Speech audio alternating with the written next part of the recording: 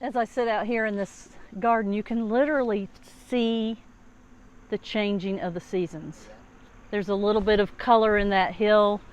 The flowers are kind of on their last goodbyes. And yet everybody will say, I hate change. I hate change.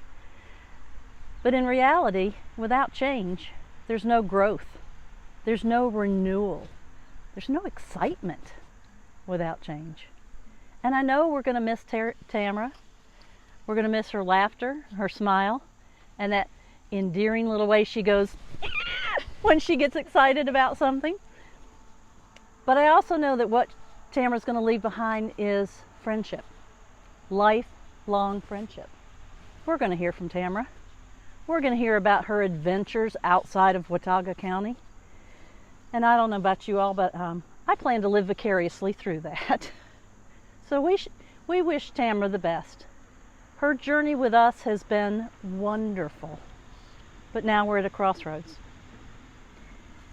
And at that crossroads, the next question is, what's next?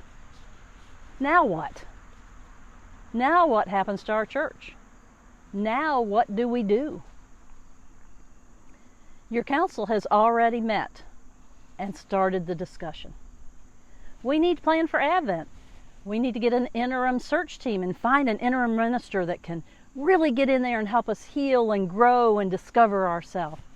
Well, we need to start a search team. We need to get started on finding just the right person to take Tamara's place. There's a lot of work to be done. And there's a lot of change coming.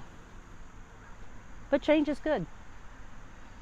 But the most important thing right now for us to remember is that we are church.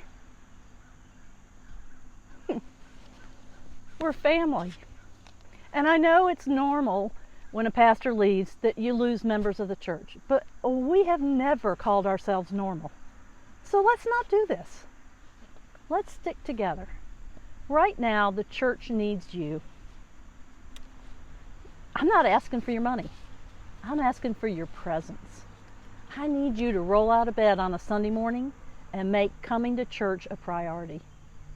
Sharing your hugs, your smiles, and actually asking people, how are you? And then waiting around for the response.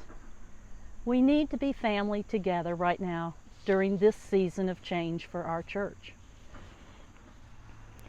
I've had a philosophy for a long time about change. There's 3 ways it can go.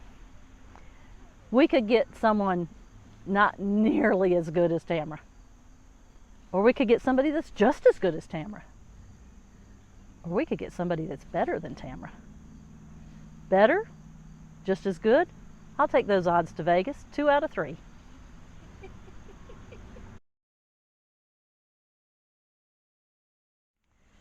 We need you to raise your hand when the work begins and volunteer. It can be to help set up or clean up or both for a cover dish. It can be to be on the search team. It could be to write letters or make phone calls. But we need you to be here and be ready to help. Your church council is going to be sending out a list of church members with their contact information. If you would please, call the council member you're the most comfortable with. Tell them how you're feeling about this change. Tell them what you want to see in the future. Tell them what you want to do to help during this time. Tell them that you love them.